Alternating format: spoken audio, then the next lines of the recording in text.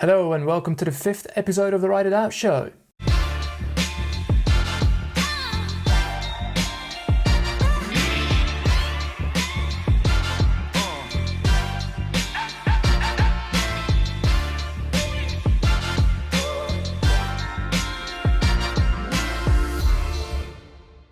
Now today's guest is a very, very special person. It's a lady called Karen Darke, and she's a gold-winning Paralympian. And unfortunately, as with so many Paralympian athletes, she isn't put into the same sort of spotlight that normal, able-bodied athletes are.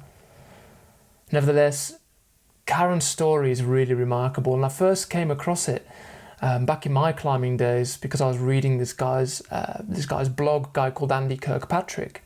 Now, Andy frequently wrote about this lady who at the time was his partner, who had been paralysed in a climbing accident previously. But Andy talked about how resilient she was and what she was able to do despite her injuries. One of the things was she climbed El Capitan, for example, without being able to move her legs, and for all intents and purposes did thousands of pull-ups to climb this vertical cliff face, holding herself and her kit all the way up El Cap. I was then reminded of Karen's story when I was talking to Steve Bate, who's obviously featured before on this podcast, because it was Karen who told Steve, you need to come and cycle with me, you need to come and ride bikes, when Steve started to lose his vision. Prior to the interview, I'd shared with Karen how I'd been on a 2-day bikepacking adventure and I'd taken all my stuff, medication, stomach supplies with me to go out fully self-supported into the Cairngorms, and how I was proud of that achievement. But it wasn't until I'd had this chat with her that I thought actually that achievement is completely nothing compared to what she's been able to achieve given the complications of not being able to feel your legs. In this episode, Karen talks about finding your inner gold and about people having a SIM card like a mobile phone. I won't give the details away, so without further ado, here is Karen Darke. Karen Darke, thank you very much for joining us today and to have a chat with us at Ride Resilience. I suppose I'll just go straight in at the deep end. For the listeners who might not know you, can you tell us a little bit about yourself and your connection to the bike? In fact, yeah, I was just preparing a talk before meeting with you, and I was putting a picture into it of me on a fancy dress bicycle in the village I grew up in West Yorkshire when I was about 6, I think. And I'm on a bike, all fancy dressed up, and a big sign on the front of the bike saying "Pedal for Health, Rain or Shine." And little did I know when I was 6 years old the significance of that. So I didn't realise that cycling would become such a massive part of my life. I grew up with bikes. My dad always rode a bike. My brother rode Land's End to John O'Groats with my dad when he was about 13 or 14. I didn't really ride that much, to be honest, until I was about 16, started riding a mountain bike and really got into outdoor adventure. Broke my back in a rock climbing accident when I was 21, which means I'm paralysed from the chest down. So became a wheelchair user, and my first thought was, how can I still ride a bike? And could I ride a bike across the Himalayas? So I ended up having a special hand bike made and took a big couple of months camping, carrying all our own stuff, no vehicle support, just cycling across Central Asia and the Himalayas.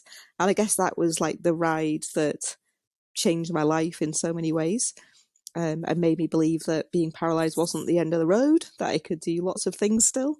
And I had no idea that sort of 15 years after becoming paralysed, I'd suddenly decided to try and get to my first Paralympic Games, and that would then take another kind of 13 years of my life up.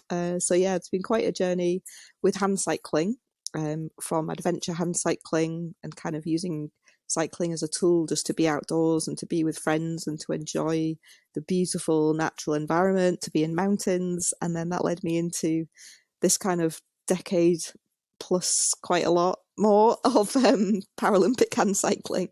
And then I retired from that a few years ago, and since then I've been taking long rides again on all the continents actually. So it seems to have become a passion to take other people riding with me who maybe haven't done very much riding, or maybe last rode a bike when they were, with their granddad when they were a little kid, or have never cycle toured. And so it's been pretty incredible taking these journeys with people that really didn't have that relationship with cycling and kind of have developed one again. It's been pretty special. There's a summary. That's a great summary. I mean, you make the transition from your climbing accident to riding bikes, and the Olympics sound like an absolute doddle. But am I right in saying that your first hand cycle it wasn't something that was just bought off the peg, was it? That was something that you had to get made. Tell us a little bit more about that. Yeah, so when I started hand cycling wasn't really a thing, if I'm honest. You couldn't just buy them off the peg, like all the companies that exist now making hand bikes they weren't really out there. Hand cycling certainly wasn't an Olympic or Paralympic sport. So yeah, my very first bike was actually made in Australia by a kind of mad retired chemist who was making crazy bikes in his garage. And I approached him and asked him if he would make me a tandem hand bike, so pedaling with your arms at the front and then your legs at the back. So it's like two seats in a recumbent position. Both people are recumbent. I'm at the front pedaling with my arms, a co-pilot behind pedaling with their legs. And that's the bike that took me on that very first Himalayan adventure and on subsequent ones as well. And then not too many years after that, I thought, well, actually, it'd be really nice to have my own single hand bike as well, just so I can not always be having to look for someone to ride with. So I had a little bike made in Scotland, actually somewhere that I've recently moved near Elgin.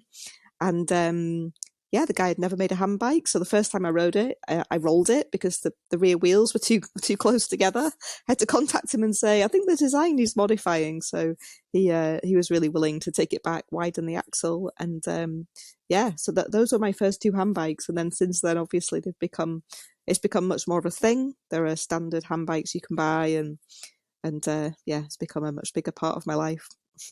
But in the latest journey that you've been on, obviously you required a special hand bike again, but we'll come on to that a little bit later. But that was a little bit of an interesting read. But just looping back a little bit to your climbing accident, obviously you were quite young at the time. You were 21, I believe, at the time, weren't you, when you became paralysed? Beyond trying to figure out how you could get back on a bike, how did you deal with that injury and that transition from being someone who was obviously very active in the world of mountaineering and often wanted to kind of get out, and you'd been in the climbing club as well, to having a life ahead of you where you weren't able to do perhaps as much as you'd envisage yourself doing? I'd like to say, no problem. Shit happens, just crack on.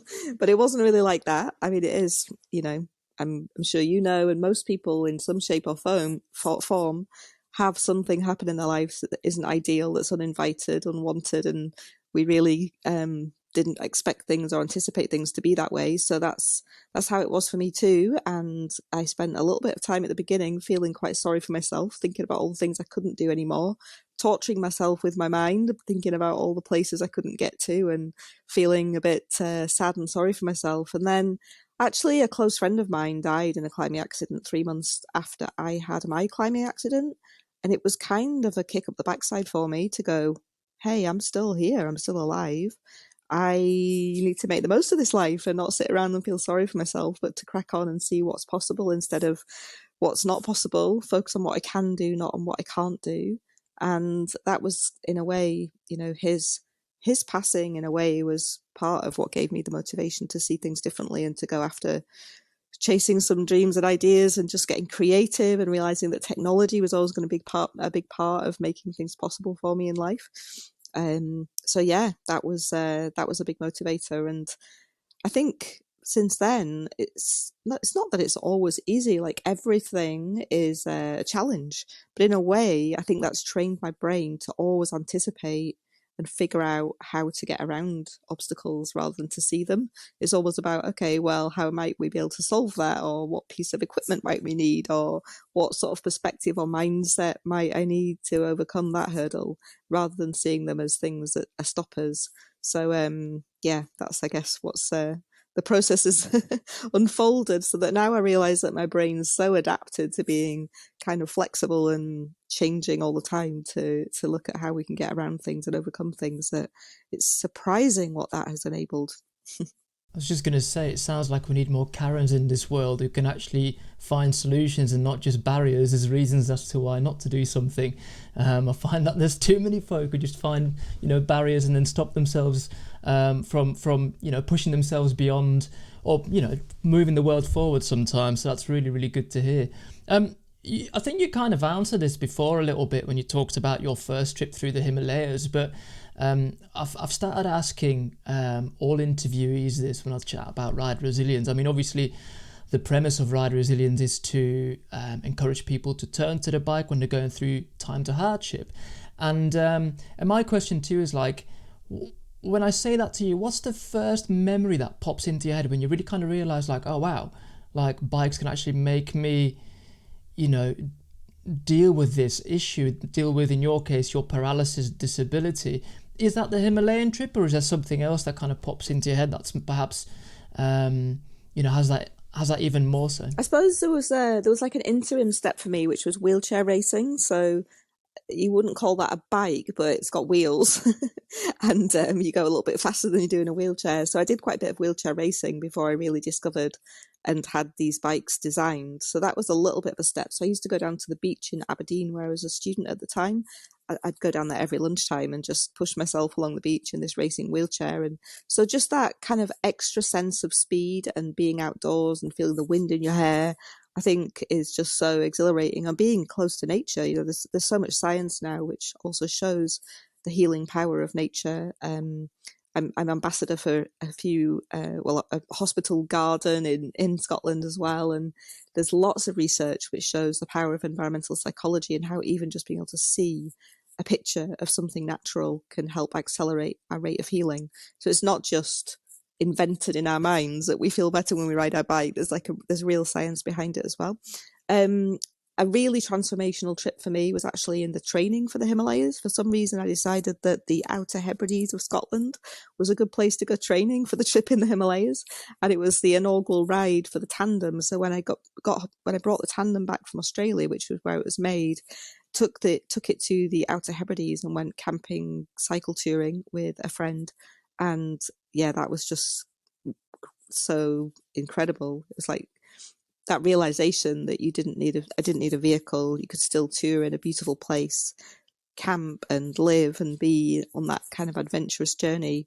And so that was a super special weekend. I remember a particular day on the Isle of Harris, which is a very, very beautiful island if you've ever been there. Gorgeous sandy beaches, wonderful mountains, and like really close to the rocks and to nature. And just cycling up this big hill there and being completely wowed by the whole scenery, like looking out over the islands, stretching out over the Minch back towards the Isle of Skye, and just seeing like little islands looking like they were floating in the sky, and just going, wow, this is okay, this life is okay. And that was kind of a stepping stone then to the training trip for the Himalayas, which again was a transformational trip, and I think planned quite badly actually, because we ended up cycling uphill for nearly all of it. There was only about 4 days of downhill at the end into Pakistan, but dropping down from about 5,500 meters at the Kunjarab Pass down into Pakistan, just looking up at these mountains like K2, I think I'd be right in saying is in that valley, just going wow. So yeah, they were core moments for sure. That's incredible. It's really good to hear as well, because we recently so one of the things that we try to do as well as a community interest company is to help other causes that are kind of closely related to our ethos and to our heart. And there's a guy in Scotland who is just setting up effectively a demo centre for adaptive bikes in the Trossachs, and to enable exactly what you just sort of mentioned there, like getting people out and showing them that actually these bikes can give them the freedom that they perhaps didn't think they had anymore, and just to be able to get out into nature and have that kind of healing power from nature. So I'm glad you mentioned that, because that kind of reinforced our investment from our side as well, and that kind of first donation we made. And that sounds incredible. And then in terms of like the competitive side of your cycling, how did you get into that? How did you transition from going on these longer adventures to actually finding out that you had what it took to compete at the Olympics and various other races? Well, yeah, if I'm honest, I didn't really know if I had what it took, and it was accidental, and I never liked racing, so it was all a bit of a diversion that was a bit curious, really. I think someone once said to me, I wonder how good you'd be at something if you just concentrated on one thing. And I guess I'm driven by curiosity and by learning and by new experiences. So I kind of thought, well, let's try it and see. I didn't I'm sort of surprised that I had the staying power to go so deep for so long on something, especially since who really cares who wins a race? It doesn't make you a better person. It doesn't make life any better. It doesn't matter if you've got any medals. It doesn't, it's not really going to enhance your life. It's really about enjoying the day to day and the process. But I did enjoy the day to day and the process. And I think that is what kept me there so long. The excuse, if you like, for my job to go outside and ride my bike was like enough to keep me there for quite a long time. Whenever it got to race season, I actually used to not look forward to that bit so much. It was almost like you had to do it because that was the reason. But what I loved was the winters and the training and being in beautiful places and just being outdoors all the time and having the excuse to ride. So the first few races I did, I came last in them. There wasn't even a finish line. And the next few races I did after training for a while, I was lapped by previous Olympic champions, and I was just like, oh my goodness, what am I doing? This is completely pointless. I'm never going to make it. And then an ex-partner's son, who was 7 at the time, said to me, Karen, you just need to believe in yourself and try harder. And I was like, hey, wise words, young 7-year-old, let's crack on with that. So that's what I did. And I just thought, okay, what do I suppose I just went into that learning process of, well, what does it take to get better at something? What would I need to do? And just completely started going out and asking those questions and getting a coach and learning about training with a heart rate monitor and learning how to train properly and realizing that going for the 6-hour rides wasn't going to get me quicker at doing a half-hour race. I actually need to just go deep and hard for shorter periods of time. And so, yeah, I just really enjoyed the learning and the discovery and the improvement, but I never really particularly was motivated by being a winner or whatever. So it was a surprise when I did get a medal at the London Paralympics and then had the option to carry on and go on to Rio. And then, of course, the new why became, well, how might you get even better? And is it even possible that I, who never wins races, could win a gold? But yeah, there it came about. Incredible. But I suppose I'm right in saying that actually, I think you mentioned it before, the more adventurous side of things is really kind of what floats your boat. If you had to choose between one or the other, you'd probably say, well, actually, get me out adventuring and kind of like exploring on the bike. Absolutely, and that's what I really missed. It almost felt towards the end of my career racing like part of my bloodstream was being cut off, like part of my lifeline is really about those adventures. And so increasingly I started taking them again.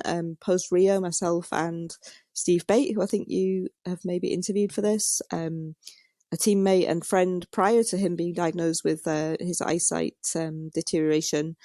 We were friends anyway, and we took a journey with some other friends and Steve's partner to Patagonia, and that was our like post-Olympic recovery ride and our post-Olympic depression avoidance plan. And I think that really whet my appetite again with adventure. And then since then, I've been riding on the continents and going on journeys with other people and just having a much more adventurous experience of cycling again. And then obviously a big part of what you're doing now, I suppose your latest journey kind of like perhaps finished it, but Quest 79, did that start while you were still doing professional racing as well, or did that sort of come afterwards? When did that sort of start? Yeah, that was all just a weird thing that emerged. So, well, an amazing thing that emerged rather than weird. But there was a joke with me and the number 79 all summer of 2016 based on me asking for my drinks extra hot and a barista saying ask for them at 79 degrees and then everyone calling me a diva. And then it turned out that I won the 79th medal for Britain in the Rio Paralympic Games, and it was a gold medal. And I'd forgotten, because I used to be a gold geologist, that 79 is the atomic number of gold. And then I thought about, well, hang on, what is riding all about for me? It's not actually about winning gold medals. It's about the gold it gives me inside, if you know what I mean, the good stuff that you're talking about. So I thought let's call this Quest 79 and start riding the 7 continents and seeing who wants to come and join in the journeys. And it was literally just for fun and with friends and sometimes with strangers or near strangers. And then somewhere in the process, I discovered that the intersection of 79 degrees latitude and longitude is in Antarctica. And I was wondering what journey to take in Antarctica. It didn't really appeal to me just to do things that people always do, just pay money and do the last degree to the South Pole or whatever. So I decided we'd try and create a new pole called the Pole of Possibility at the intersection of 79. So that's where I've just come back from a few weeks ago. And the vision was to ride there on a really amazing new handbike that's been made by Inspired Cycle Engineering in conjunction with a company called Z-Trikes, two Israeli brothers who've made a handbike kind of an adaptation for the Ice Trikes off-road trike. So the idea was to ride there. But in truth, nobody has ever ridden across virgin territory of Antarctica successfully. There's been one successful cycle to the South Pole, which was on an ice tricycle, but it was following an ice road from the American base. So it's a little bit fabricated in that the rider Maria Ljöström, I think, flew into the South Pole, trucked out on the ice road to the base, and then cycled back on the ice road to the South Pole, which didn't appeal to me at all. So it's like, okay, let's give it a go and see if we can do a virgin territory trip and just get from across the Antarctic plateau. Get to 7979 on this ice trike. But we had like 3 days of testing, and I really was so excited on the first day because it seemed to be working well where the ice was hard packed. But then we went on to kind of proper rough terrain, which was how it would be on the journey, and then realized that the bike just wasn't, the trike just wasn't going to be reliable enough to take the journey on it. It would have been really slow and, relatively speaking, a lot of effort in contrast to the sit ski, and just probably not going to make it. So we switched back to a sit ski for the journey, but had great fun testing the trike out in Antarctica and taking it onto some ice formations and kind of almost going on some kind of cycling version of ice climbing on the trike. I was going to ask how the whole trip kind of panned out, but yeah, I mean, it's a shame to hear that the bike didn't work out, but hats off to you for trying it and having that dream. That sounds amazing. And then, did you make it to the Pole of Possibility on the sit ski then? Yeah, we got there. It was incredible. It turned out all the people that were working down at the adventure base in Antarctica that people come into for expeditions, everyone we met just said this journey is so exciting because it's going to be so beautiful. Like, most people go in and they do the last degree on the polar plateau, which sounds like it's very dull, very flat, very cold, just a white horizon, and then a very ugly building of the American base at the South Pole that they're skiing towards for a few days. Whereas we got to see the Ellsworth mountain range, and Mount Vinson was just like dominating our horizon the whole time, which is the highest mountain in Antarctica. So just incredible views and really, really beautiful terrain. Very fortunate. I had no idea in creating it that the Pole of Possibility was going to be in such a stunningly beautiful place. But yeah, we were lucky. So if it was up to you, you'd say to people, don't go to the South Pole, go to the Pole of Possibility. It's much nicer. Absolutely. And there's nothing there. When you get there, there'll be nothing there. In fact, when we got there, it was so funny. We just had the GPS to go around in circles trying to actually find the point of 7979. So when rather than kind of arriving and being like, woohoo, we're here, it was just going around in circles until finally the GPS went, ding, ding, you've arrived. Incredible. But did you find some inner gold? I mean, you won't have found any real gold, I wouldn't have thought, but inner gold, did that make an appearance? Yeah, no, it did, absolutely. I think the team were incredible. I think we all had a really special time. Like, an Antarctic trek, I suppose, in most people's worlds isn't easy. In anyone's world, it's not easy. There's loads of challenges and lots of potential for suffering and for problems. And somehow we didn't, there might have been short moments that felt like suffering, but on the whole, it was just this really, I think we mostly spent the trip in absolute awe and gratitude and just blown away by where we were and the views that we had and the experience that we were lucky to get. Yeah, very peaceful.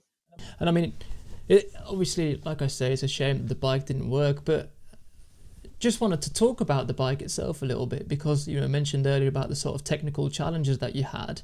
Obviously you had to get a kind of like a fairly standard ice trike, which isn't really a standard thing in the first place, but then kind of converted to a hand cycle. But then beyond that, you had to do some other adaptations as well, I believe, didn't you? So what did you have to do to make it sort of Antarctic proofed? Well, proof, yeah, in a way, yeah. Well, because of COVID, there wasn't actually a lot of lead time to really test it. So I only got to Israel where the hand trike was was made in June to pick it up and bring it back to Europe.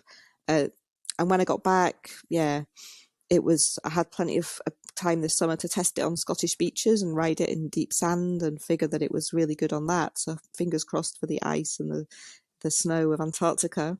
But yeah, getting the right lubes, getting the right tyre liquid to fill the tyres with, so that everything was going to work down to super cold temperatures. So we were really lucky to be helped by Joe's No Flats, part of a business in Israel, who managed to get their chemist to produce all sorts of fluids for us, lubes and tyre, anti-puncture liquid and various things that would really help make sure it wouldn't freeze in the tyres. So that was a big part of it.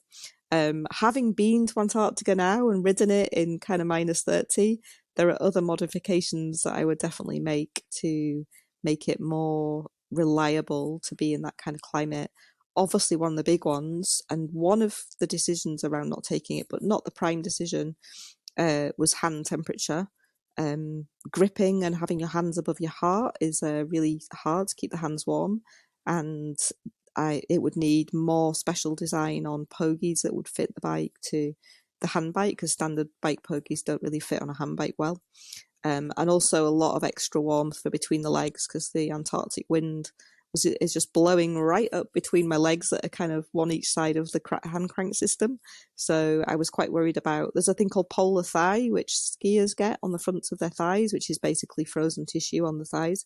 So I was quite worried about polar inner thigh, having Antarctic wind blowing up there. It felt like there were a lot of things that weren't quite tested and ready enough to reliably use the bike, not just the mobility of it, but also some of the other safety factors, particularly frostbite and hypothermia and so on. Yeah, I suppose it's a really interesting point you make, because obviously with you being paralysed, you wouldn't even be, I mean, obviously, like when things get really cold, they go a bit numb anyway, but you wouldn't be able to kind of tell that difference. And I can't feel, so I've got no sensation, but also being paralysed means that your blood vessels don't constrict and dilate as normal, so I've got no thermoregulation at all. So I'm much more prone to get really cold or to get cold injuries than someone who can sweat. So I don't sweat below my chest, which is great. Don't need as many showers, but equally don't stay warm below there either. So that's not too good. Yeah, wow, incredible. And so, I mean, have you got any other plans for that particular bike, or do you just think actually? I'm hatching one at the moment. But it's still on the wraps. It's still under wraps. We're just exploring some options, but yeah, it's an incredible machine. Maybe Antarctic crossings aren't the thing for it, but it's definitely got lots of potential for some amazing adventures, I think, and really getting into nature. So yeah, a few ideas lurking. Watch this space. Yeah, I was going to say, I look forward to seeing what you brew up next. Karen, you're probably one of the best people I can think of to ask this question.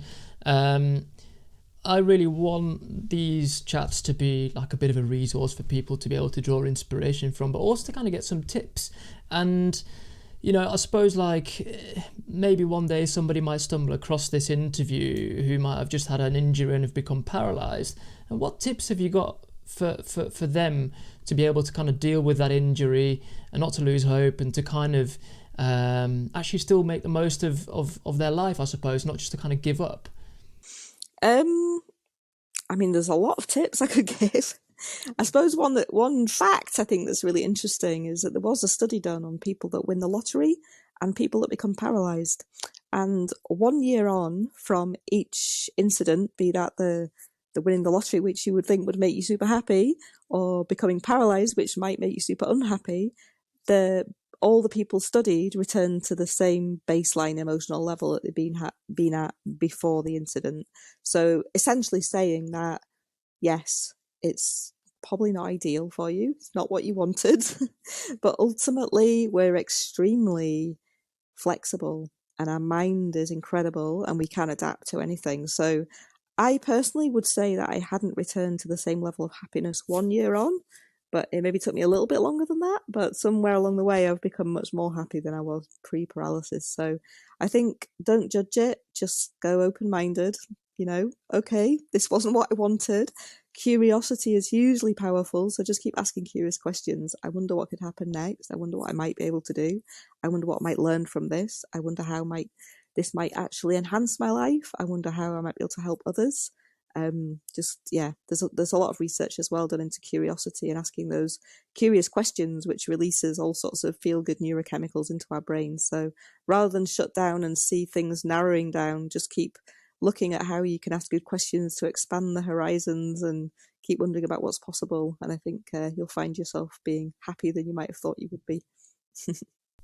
That's incredible. And then what about, it might be the same answer to a large extent, but what about kind of finding your own inner goal? Have you got tips on how you can find that kind of, unpeel that resilience, if you like, find that resilience muscle and train it? Have you got any specific tips on that at all? Well, I talk about looking at your own SIM card. So it's like our phone has a SIM card. Kind of think about yourself having a SIM card. And for me, the 3 letters of SIM are have a strong purpose. There's loads of stuff about how if we've got a goal and a strong purpose, it's really motivating. It keeps us really focused in a positive way.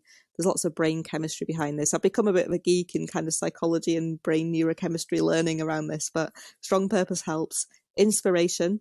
For me, that inspiration is all around us, be that in a sunrise or a sunset or some beautiful natural place, to people that we meet and just looking at them and being wowed by the things that people do in the world, by people's kindness, by their creativity, by so many things that we can be inspired by.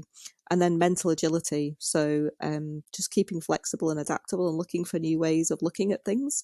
How can we change our perspectives? So yeah, working with your own SIM card, strong purpose, inspiration and mental agility, I think is a good way to unravel quite a lot of inner gold.